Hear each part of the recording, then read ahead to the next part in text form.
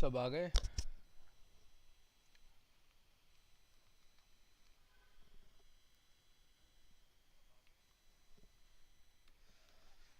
चलो स्टार्ट करते हैं।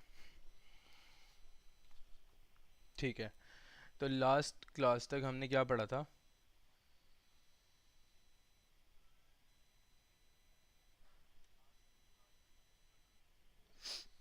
हमने पढ़ा था लीनियर इक्वेशंस एंड क्या बचा हुआ था करना? बचा हुआ था क्वाड्रेटिक इक्वेशंस करना। ठीक है, एंड ऑल्सो हमने कुछ प्रैक्टिस भी करे थे क्वेश्चंस को, एंड वो हम आज भी करेंगे। थोड़े क्वेश्चंस आज प्रैक्टिस जो हमने पिछली क्लास में कॉन्सेप्ट्स पढ़े थे। ठीक है, तो आगे चलते हैं इस वाले पार्ट पे।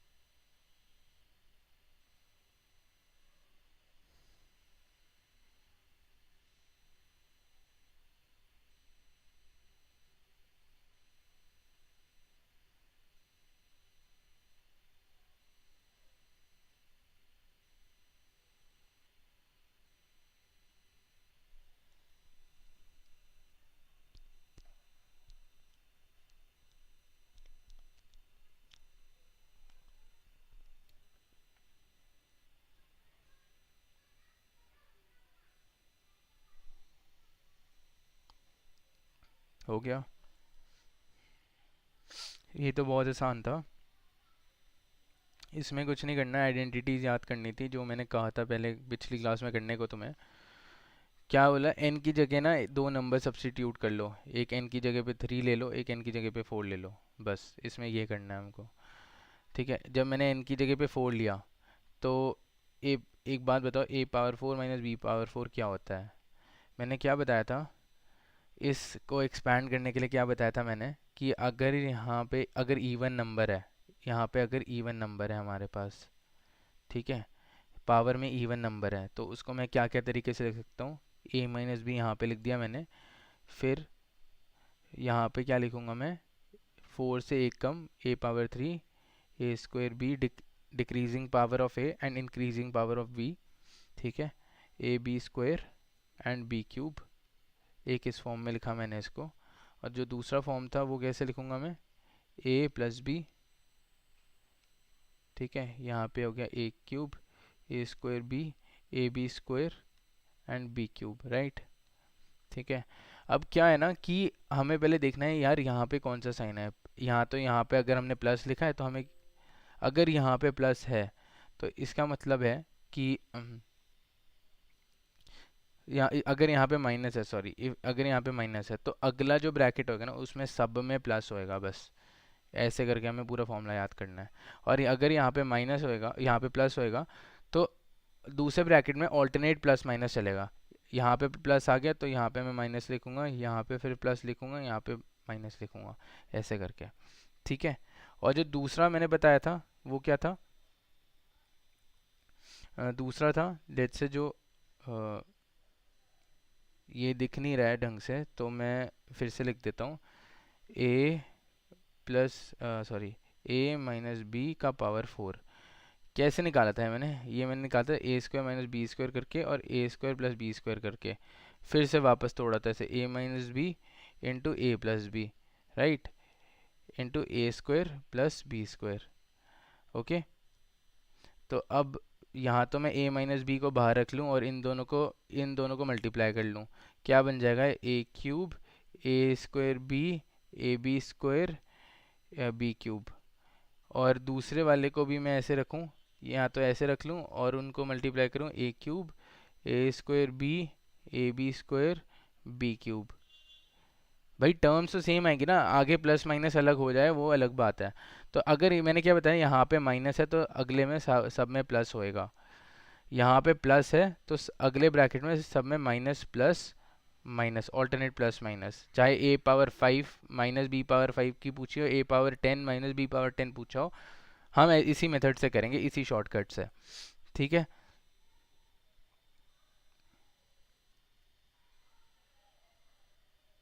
ठीक है। और दूसरी चीज़, एक तो ये उसका था A cube minus B cube, मैं पूछूँ तुमसे तो A cube minus B cube क्या होता है? A minus B into A square A B B square, और यहाँ पे माइनस है, इसमें माइनस है तो यहाँ पे हर जगह प्लस होएगा। बस ये याद करने का तरीका था मेरा। अब क्या पूछा क्वेश्चन में मेरे से? A power N minus B power N is always divisible by A plus B for all odd values of N, even और ऑड। अभी अभी मैंने एक ही फॉर्मूला लिखा है इसका, A cube minus B cube का, एन इक्वल टू 3 जो कि ऑड है मेरा। ए प्लस बी से डिविजिबल है, मतलब ए प्लस बी से मैं इसे डिवाइड करूँ तो हो सकता है डिवाइड कहीं से?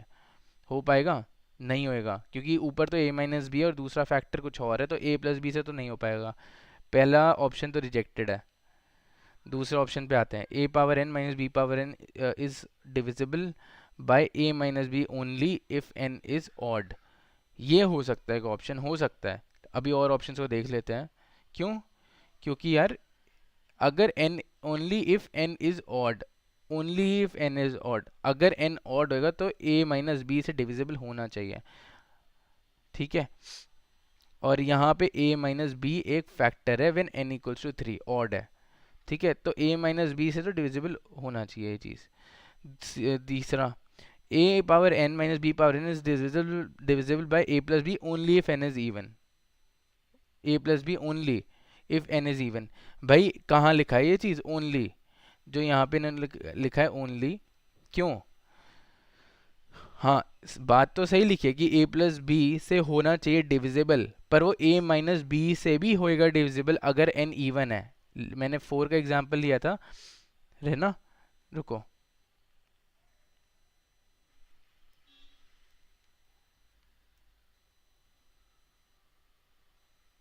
हाँ अब दिख रहा होगा ठीक है ढंग से। तो मैंने a प्लस बी का भी एग्जाम्पल लिया होगा और a माइनस बी का भी फॉर्मूले से बताया मैंने। उसने लिखा है a प्लस बी से ही सिर्फ डिविजिबल है जब n क्या है इवन। तो ऐसा तो करेक्ट नहीं है भैया, मैंने दोनों फॉर्मूले लिख दिए हैं यहाँ पे। वो तो a माइनस बी से भी डिविजिबल होएगा, a प्लस बी से भी डिविजिबल होएगा। और a power n minus B power n is divisible by a plus B as well as a minus B when n is odd. नहीं, when n is odd नहीं। क्यों? क्योंकि सिर्फ n जब ऑड होता है वो सिर्फ a माइनस बी से ही डिविजिबल होएगा। हेंस आंसर इज, ये भी गलत हो गया, answer is B. B is answer to this question. ठीक है,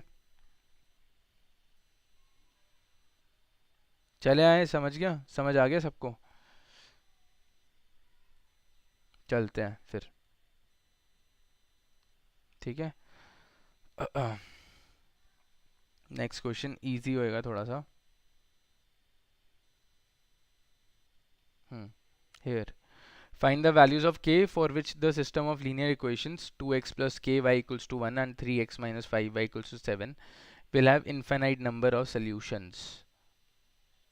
तो मैं एक बार याद कराने के लिए तुमको वापस ये बता देता हूँ कि हमारे नंबर ऑफ सॉल्यूशंस पे कैसे डिपेंड करती थी चीज़ें।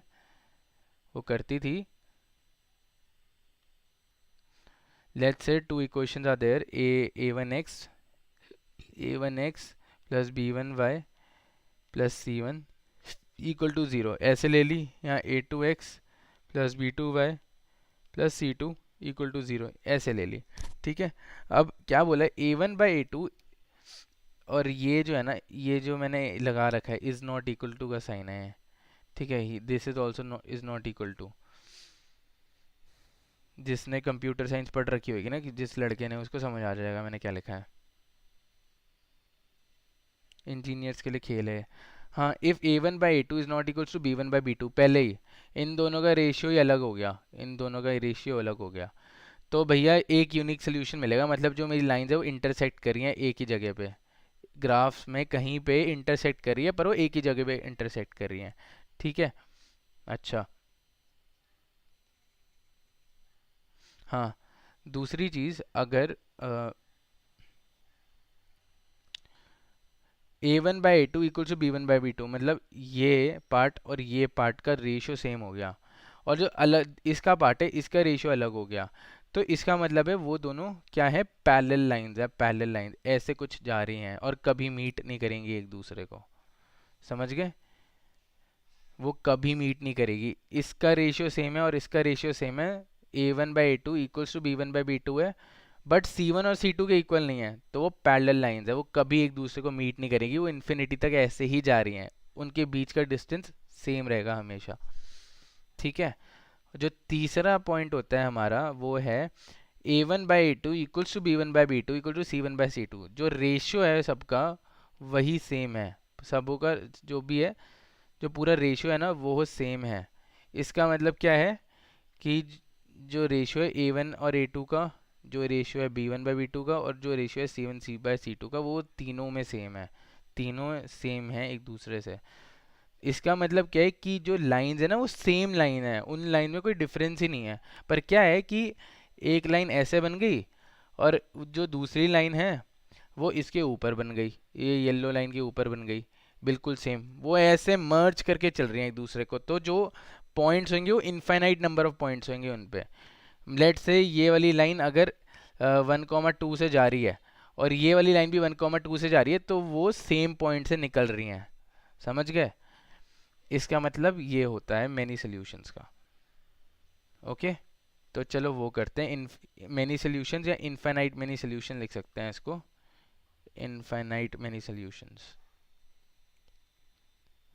इस क्वेश्चन को करते हैं, ज़्यादा अच्छे से समझ आएगा।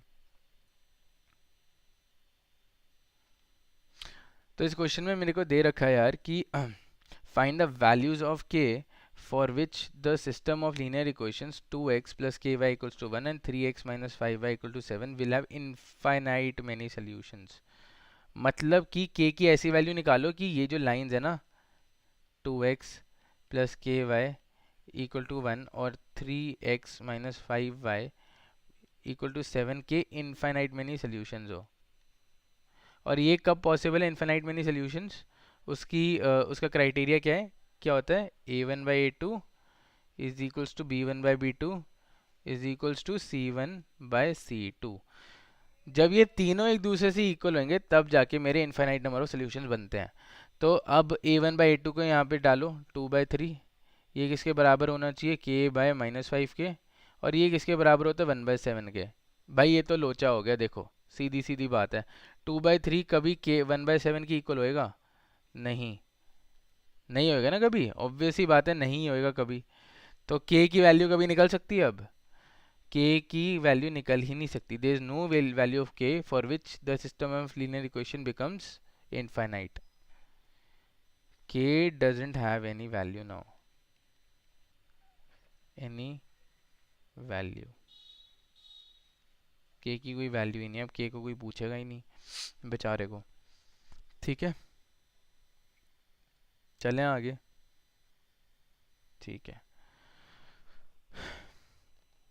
What is a function, function होता क्या है यार, एक लोगों ने ना हुआ बना रखा है, फंक्शन इतना मुश्किल है, फंक्शन को ये हो गया, फंक्शन को वो हो गया। भैया है क्या फंक्शन, पहले ये तो बताओ। फंक्शन समझाने के लिए मैं एक बॉक्स लूँगा यहाँ पे, ठीक है। यहाँ पे मैंने लेट से दे दिया एक्स क्यूब माइनस 5। ओके। एक प्रोसेस मतलब जैसे समझ लो एक मशीन है, ठीक है। एक मशीन बना दी है मैंने यहाँ पे, एक मशीन है, दिस इज अ मशीन। यहाँ पे मैंने डाला ब्रेड, डाल यहाँ पे मैंने कुछ डाला, आटा डाला, आटा डाला, ठीक है। और यहाँ से मेरे को क्या बन के आ गई, ब्रेड बन के आ गई। तो ये मशीन कुछ काम कर रही है ना, there is some work that is being done by this machine, right.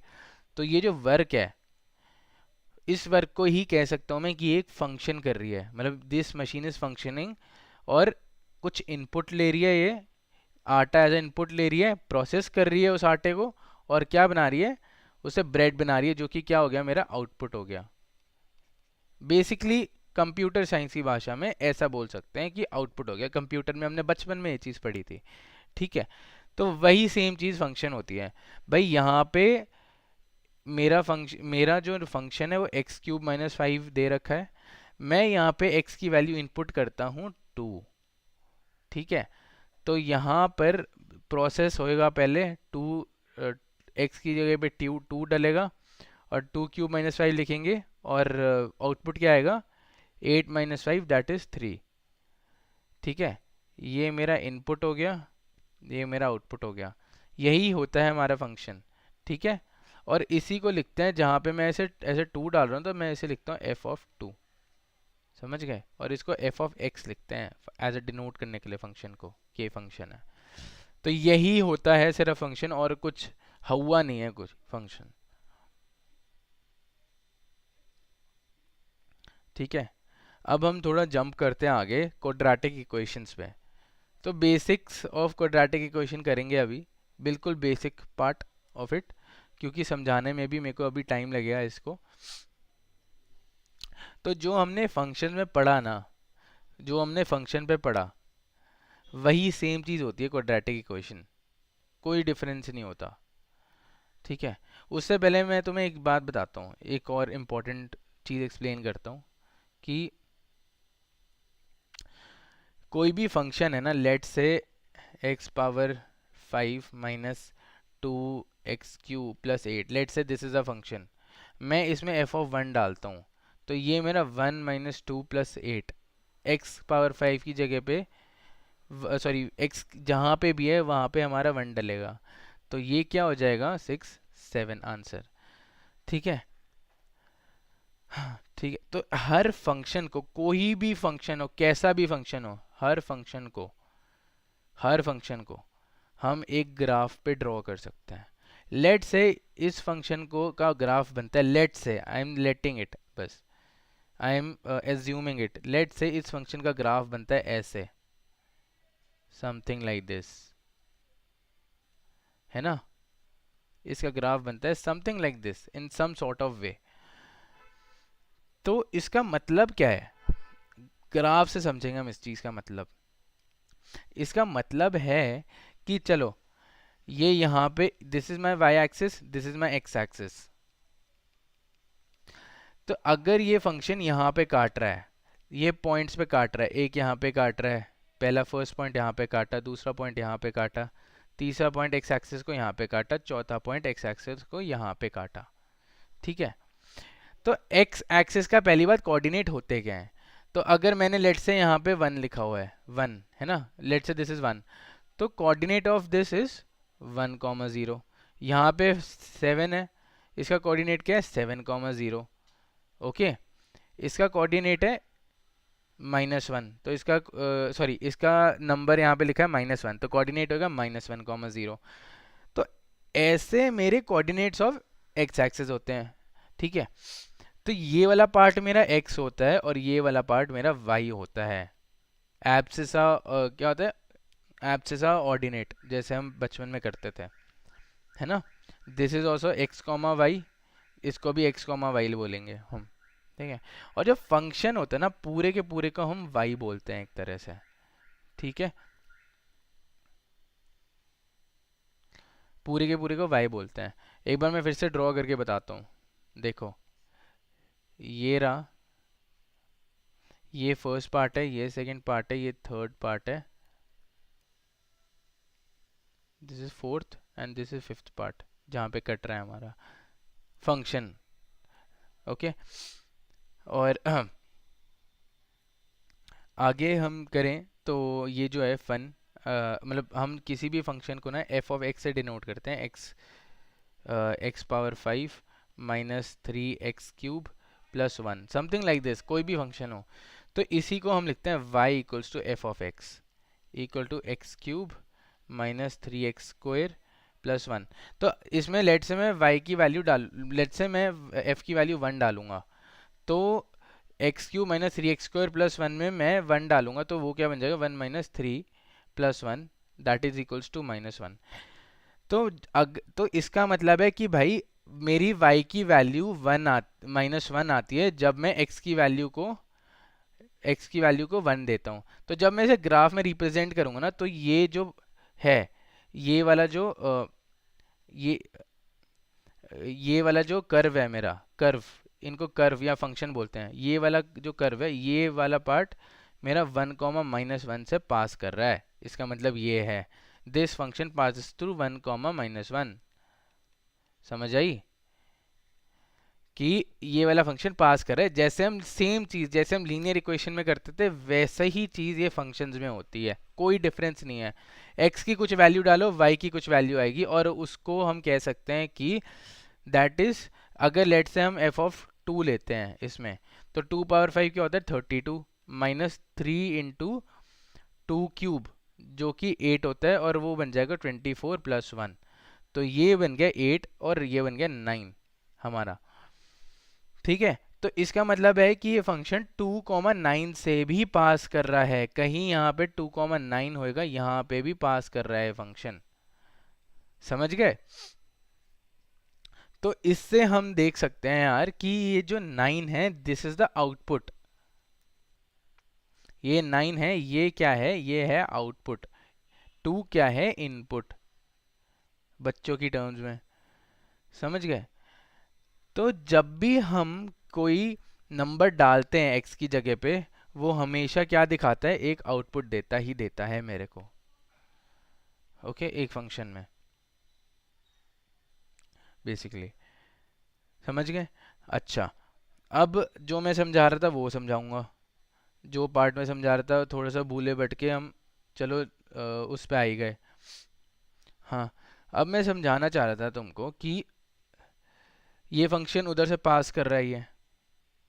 अच्छा, अब यार ये फंक्शन की वैल्यू है, लेट्स से, मतलब इस फंक्शन की इक्वेशन है x³ minus, sorry not x, 1 2 3 4, let's say x power 4 minus 5x² plus 1, this is the value of, this is the function हमारा इसी कर्व का। क्या है कि अब तुम एक बार मेरे को ना x एक्सिस का वो बताओ, एक्स एक्सिस जो जो पॉइंट्स पे कट कर रहा है एक्स एक्सिस को ये फंक्शन, उसकी उसके कोऑर्डिनेट्स क्या होंगे। लेट से दिस कोऑर्डिनेट इज 1,0, लेट कर रहा हूँ मैं। ठीक है, इसका मतलब क्या है पहले वो समझेंगे हम। इसका मतलब है कि यार मैंने f ऑफ -1 में ना, रुको मैं थोड़ा सा चेंज कर देता हूँ फिर तुम्हें और अच्छे से समझ आएगा। ये -5 हटा देता हूँ मैं, और यहाँ पे लिख देता हूँ x³,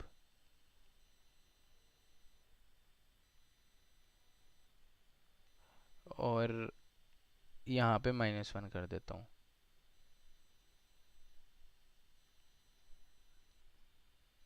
नहीं, यहाँ पे -1 करने की ज़रूरत नहीं है, यहाँ पे इसको हटा ही दो, या फिर सिर्फ -2 लिख दो। ठीक है,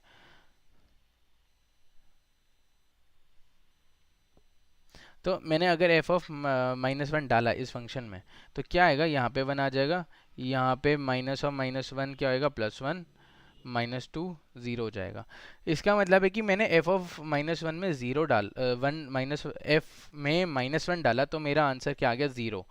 मतलब कि जो मेरे पूरे फंक्शन की वैल्यू को 0 बना दे, हमने वो डाला। अब वो जो मेरे फंक्शन की वैल्यू को 0 बना दिया, उसका वो क्या होता है, वो हमारा होता है root of the function. Root या 0 बोल सकते हैं उसको, या फिर कुछ और वर्ड भी होता है, बहुत सारे वर्ड होता है, तो रूट या फिर जीरो से बोलते हैं हम इन चीज़ों को। ठीक है, तो ये जो पार्ट है ना, ये जो पार्ट है इसका मतलब जहाँ पे भी कट कर रहा है, लेट से ये 4,0 है, इसका मतलब है कि मैंने फंक्शन में 4 डाला और मेरा पूरी वैल्यू 0 आ गई, तो this is the zero of this function, 4 is a zero of this function, 10 is a zero of this function, मतलब है कि मैंने फंक्शन में 10 डाला और मेरा पूरी वैल्यू क्या आ गई, फंक्शन पूरा जीरो बनकर आ गया मेरा। ठीक है, ये होता है basic concept what is a function. समझ गए? आगे चलते हैं अब क्वाड्रेटिक इक्वेशन पे, क्योंकि अगर हमने फंक्शन का कॉन्सेप्ट समझ लिया, अब हमें क्वाड्रेटिक इक्वेशन समझने में कोई दिक्कत नहीं होगी। सेम चीज़ है, बिल्कुल बिल्कुल सेम चीज़ है। एनी पॉलीक्वाड्रेटिक इक्वेशन होती क्या है? Any polynomial equation having its degree equal to 2 is called a quadratic equation. मतलब क्या है डिग्री का? मतलब क्या है? Degree is the highest power of any polynomial. कोई भी पॉलिनोमियल जो इस फॉर्म में होएगा, A X square plus B X plus C equal to zero, इस फॉर्म में होएगा। ठीक है, इसकी डिग्री क्या है? हमारी डिग्री हाईएस्ट पावर क्या है इसकी? 2। कोई भी क्वाड्रेटिक इक्वेशन, जैसे कोई भी पॉलिनोमियल जो इस फॉर्म में होएगा उसको हम क्वाड्रेटिक इक्वेशन बोल सकते हैं। ठीक है, लेट्स हैव एन एग्जांपल। पहला एग्जांपल क्या है?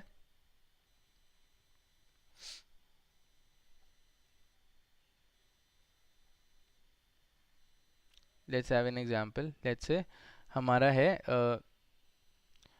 5 एक्स स्क्वायर, एक्स स्क्वायर। ठीक है, तो एक्स स्क्वायर का अगर मैं ग्राफ में बनाऊं तो कैसे बनेगा? ऐसे बनता है वो। और ये ग्राफ कैसे बना? भैया ग्राफ प्लॉट करना है, रुको, अभी मैं तुम्हें ग्राफ की शेप नहीं बना रहा, इसको ग्राफ पे बनाना है मेरे को। क्या बनेगा तुम्हें पता है वैसे, बट मैं समझा रहा हूँ। इसको मैं y equals to X square लिख लूँगा, ठीक है, और एक टेबल बना लूँगा यहाँ पे जो हम बचपन में करते थे।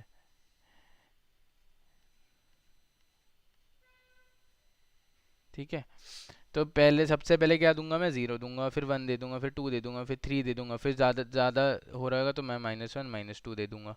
ठीक है, तो इस पे क्या आएगा? ज़ीरो पे मतलब ये y की वैल्यू, सॉरी ये x की वैल्यू है, एंड मेरे को y की वैल्यू निकालनी है। तो इसको मैं एफ वाई लिख सकता हूँ, या F of X equal to Y लिख सकता हूँ, या इक्वल टू एक्स स्क्वायर लिख सकता हूँ, कुछ भी लिख सकता हूँ मैं। This can be F of x also, जहाँ पे मैंने वाई लिखा है। तो ज़ीरो की जगह पे ज़ीरो आएगा, वन जहाँ पे वन है वहाँ पे Y equals to X square में एक्स में की जगह वन डालूंगा तो वाई की वैल्यू वन आएगी, एक्स की जगह पे टू डालूंगा तो टू का स्क्वायर होना चाहिए, वाई की वैल्यू 4, 9। ऐसे ही -1 का होल स्क्वायर 1 होता है, -2 का होल स्क्वायर 4 होता है। तो क्या देख रहा हूँ मैं? जब भी बहुत सारे, जब मैं नंबर्स ले लूँगा, क्या देखूंगा मैं? जहाँ से ये पार्ट जा रहा है, जहाँ से भी ये कर्व फर्स्ट क्वाड्रेंट से जा रहा है ना, वही सेम ये सेकंड क्वाड्रेंट से भी जा रहा है। मतलब इट इज सिमेट्रिक अबाउट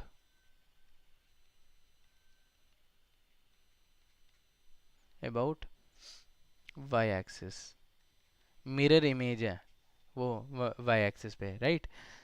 ये यहाँ पर कहाँ से पास कर रहा है? 1,1 से। यहाँ पे लेट से कहाँ से पास कर रहा होगा? 3,9 से, है ना।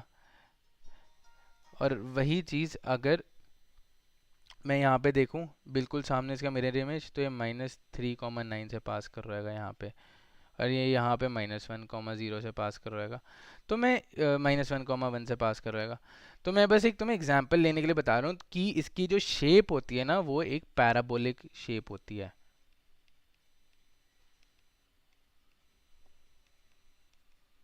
इसकी जो शेप होती है, it is a parabolic shape. ठीक है, वो कैसी दिखती है? ऐसी दिखती है। समझ गए? अच्छा, अब जब ये शेप होती है ना, ये जो शेप होती है, it depends upon,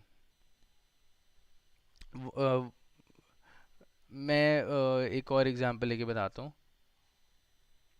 one sec.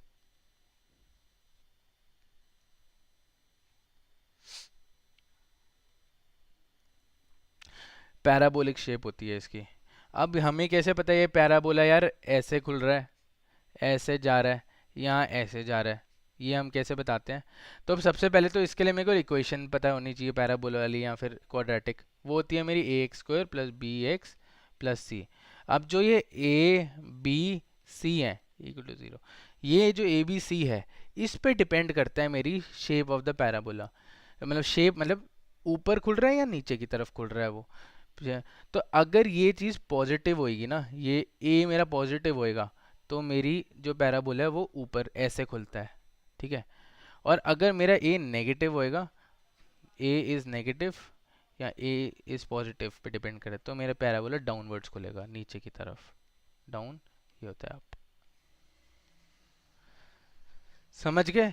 तो इससे हम डिफाइन करते हैं एक पैराबोला ऊपर खुल रहा है नीचे खुल रहा है। और trust me guys, trust me, quadratic equation को ना जितना तुम ग्राफिकली सोचोगे rather than algebraically, trust me, algebra मैं पढ़ा रहा हूँ बट मैं वैसे बता रहा हूँ, जितना तुम इसे ग्राफिकली सोचोगे ना उतना आसान हो जाएगा तुम्हारे लिए ये क्वेश्चन को सॉल्व करना, इस टाइप के क्वेश्चन को सॉल्व करना। क्यों? क्योंकि जब तक तुम्हें पता चल गया ना ग्राफ कैसे चल रहा है, ये वाला लाइन कैसे जा रही है, ये वाली लाइन किधर है, ग्राफ कहाँ काट रहा है हमारे एक्स एक्सिस को, किधर काटेगा, वाई एक्सिस को किधर काट रहा है, इतना तुमको पता लग गया ना, तो इतना आसान हो जाएगा तुम लोगों के लिए करना कि I mean it will be a piece of cake in solving all the questions that are related to quadratic equation. या कोई भी फंक्शन हो गया, अगर तुम्हें उसका ग्राफ बनाना आ गया हो ना, तो बहुत इजी हो जाता है हमें ये क्वेश्चंस को करना। ठीक है।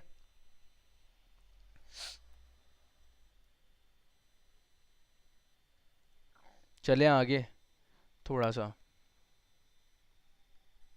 हाँ, तो मैंने बताया ना तुमको, मैंने क्या बताया कि अगर A Y equals to A X square plus B X plus C, यहाँ पर मेरा ए क्या है, एक्स स्क्वायर के आगे क्या लिखा लिखा हुआ है, ए इक्वल्स टू वन है मेरा। बी क्या है, बी इक्वल टू ज़ीरो है क्योंकि कुछ एक्स बी एक्स की टर्म ही नहीं है। सी क्या है, मेरे को कुछ दिख नहीं रहा, इधर कर्सर ही नहीं दिख रहा। हाँ, सी क्या है, सी क्या है, फोर है। तो यहाँ पे ए मेरा पॉजिटिव है, तो वो कैसे खुल रहा है, ऊपर की तरफ खुल रहा है, पैराबोला मेरा ऐसे करके ऊपर की तरफ खुल रहा है। ठीक है।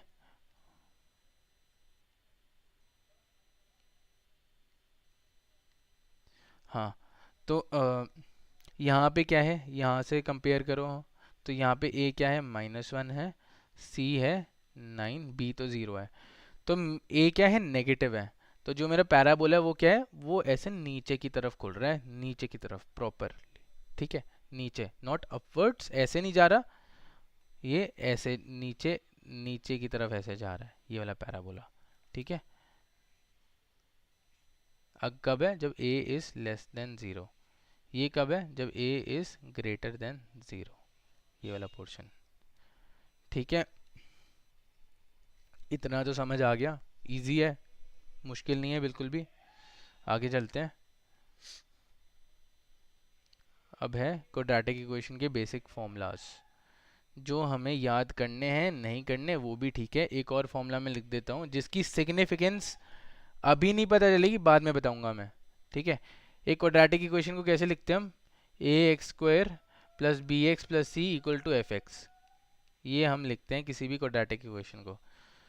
तो इसमें इसके हिसाब से y की वैल्यू हो जाएगी, सॉरी इसके हिसाब से इसको मैं रुको डिलीट करता हूँ। हाँ, इक्वल टू एफ एक्स। ठीक है। इसके हिसाब से वर्टेक्स ऑफ अ पैराबोला, पहले मैं वो बता देता हूँ फिर तुम्हें समझ आएगा। वर्टेक्स ऑफ द पैराबोला क्या होता है, जो सबसे लोएस्ट पॉइंट होता है ना, जहाँ पे पैराबोला कर्व कर रहा है, मतलब अभी ऐसे जा रहा था, ऐसे जाके अब ऐसे जा रहा है। ठीक है, जो सबसे लोएस्ट पॉइंट है, ये जो नीचे वाला जो पॉइंट है ना, ये वाला जो पॉइंट है, ये वाला पॉइंट, ये होता है मेरा वर्टेक्स, जहाँ से वो अपनी पोजीशन चेंज कर रहा है, अपना साइन चेंज कर रहा है पैराबोला। ठीक है। जो नाइन्थ क्लास, जो 11th 12th वाले बच्चे हैं उनको समझ आएगा, क्योंकि क्या हो रहा है यहाँ पर, एक बार मैं उनके हिसाब से भी बता देता हूँ चीज़। क्या हो रहा है यहाँ पर सर, यहाँ पे हो रहा है कि अगर मैं, तुम्हें ये समझने की ज़रूरत नहीं है, ये चीज़ एक एक्स्ट्रा चीज़ बता रहा हूँ मैं वैसे।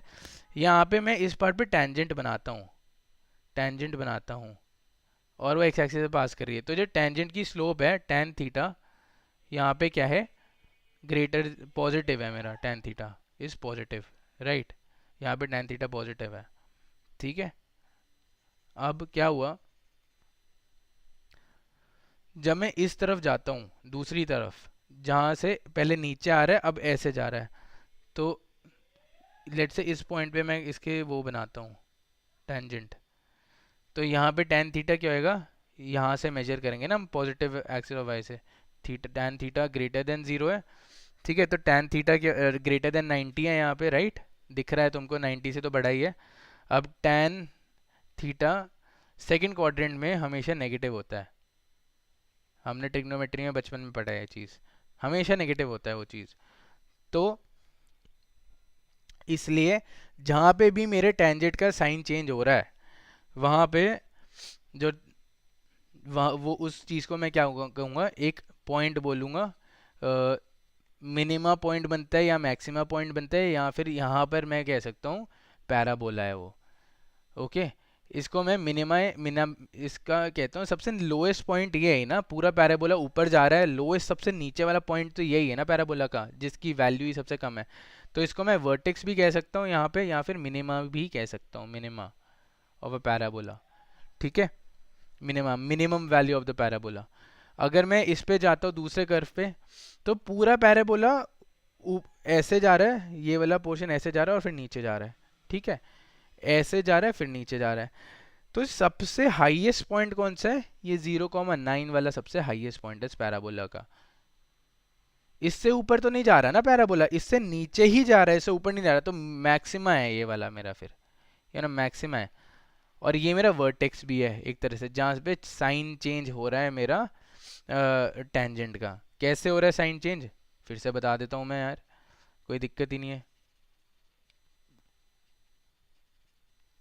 साइन चेंज हो रहा है कि मैंने यहाँ पे पॉइंट लिया, यहाँ पे मैं टेंजेंट ड्रॉ करूँ, tan थीटा क्या आएगा यहाँ पे, पॉजिटिव आएगा, है ना। फिर मैं यहाँ पे गया, यहाँ पे पॉइंट लिया मैंने, यहाँ पे टेंजेंट बनाऊंगा, तो इसका tan थीटा कितना आएगा, नेगेटिव आएगा। तो इसलिए एक साइन चेंज हो रहा है आफ्टर दिस पॉइंट, समझ गए। पर इतनी सी कहानी थी मेरी इस चीज़ की, वर्टेक्स की। वर्टेक्स होता क्या है, अच्छा।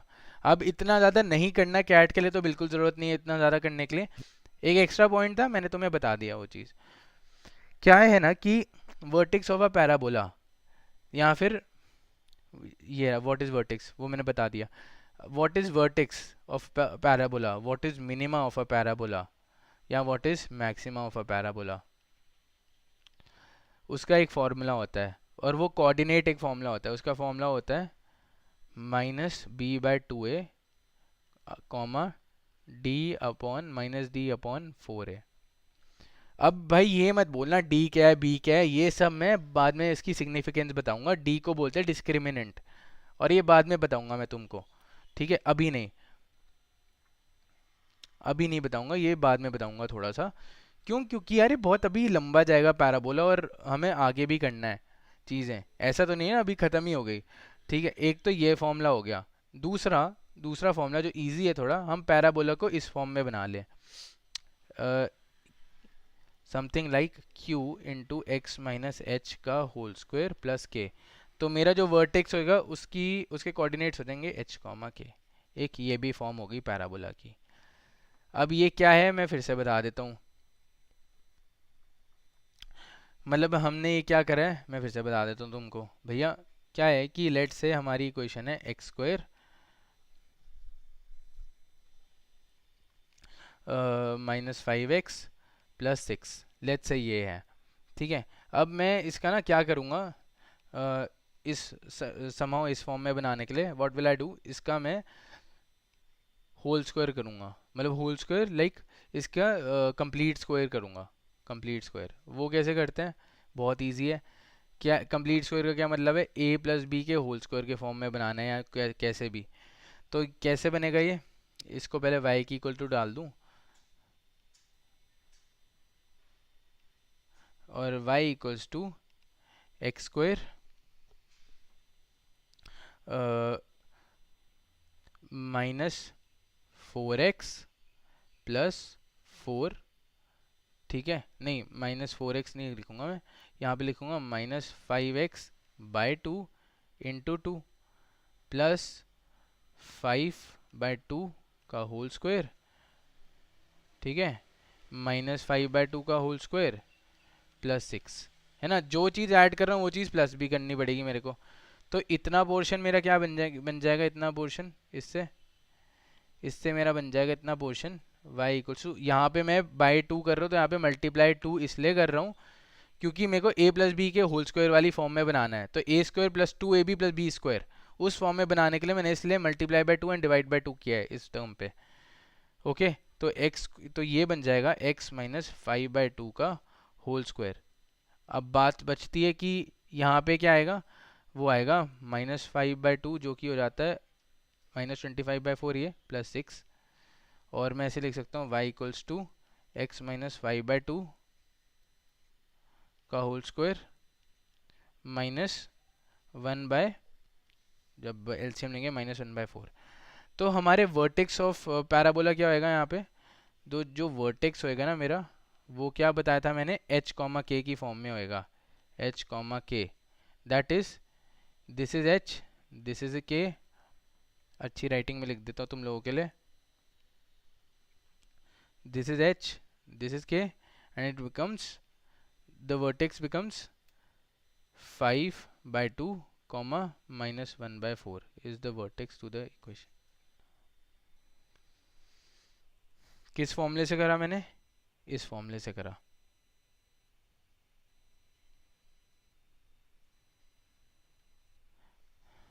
ठीक है, इसका मतलब है, एक बार फिर से मतलब बता देता हूँ, मतलब है कि मेरा पैराबोला कुछ ऐसे जा रहा है,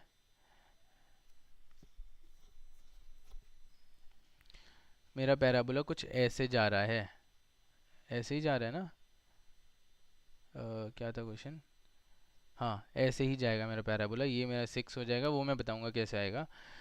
तो ये ठीक है, तो ये जो सबसे लोएस्ट पॉइंट होगा ना, लोएस्ट पॉइंट जहाँ पे सबसे नीचे वाला पॉइंट, इससे ज़्यादा नीचे जा ही नहीं रहा पैराबोला, तो जो नीचे वाला पॉइंट है, इसका कोऑर्डिनेट निकाला है हमने, क्या निकाला, 5/2 कॉमा -1/4 इज द पॉइंट। और तुम खुद ही देख रहे हो, ये फोर्थ क्वाड्रेंट है मेरा, ये फोर्थ क्वाड्रेंट है, ये फोर्थ क्वाड्रेंट है, ये थर्ड क्वाड्रेंट है, ये सेकंड है, ये फर्स्ट है। यहाँ पे y की वैल्यू नीचे नेगेटिव जाती है और x की वैल्यू पॉजिटिव होती है, और उसी क्वाड्रेंट में मैंने ये कोऑर्डिनेट निकाला है। तो तुम सोच लो, थोड़ा विजुलाइज करना सीखना पड़ेगा इसके लिए, क्वाड्रेटिक इक्वेशन के लिए। और वैसे कोई मुश्किल चीज़ नहीं है, ये सबसे आसान ही लगती है मेरे को। ठीक है, इसी नोट के साथ I just and this lecture, and तुम इसे देखो, नहीं समझ आ रहा वापस 1-2 बार देखो, 2-3 बार देखो, फिर समझ आना स्टार्ट होएगा। And please like, share and subscribe मेरे चैनल को। और जो एप्टीट्यूड मिक्स क्वांट क्वेश्चंस है उनको भी देखो, क्योंकि वो बहुत सारे क्वेश्चंस हैं एक साथ मैंने डाल रखे हैं, ताकि तुम लोग उनको करो, सॉल्व करो, उनको समझो कि कैसे क्वेश्चन आते हैं, एक तरीका ले लो, एक वो ले लो, एक टाइप समझ आ जाए तुम्हें कि कैसे टाइप ऑफ क्वेश्चन हमारे मॉक्स में मिलते हैं या फिर कॉम्पिटिटिव एग्जाम में मिलते हैं। ठीक है, with this note I will just and this lecture, thank you so much. बहुत ज़्यादा बोल लिया, पानी वानी की ज़रूरत है मेरे को अब।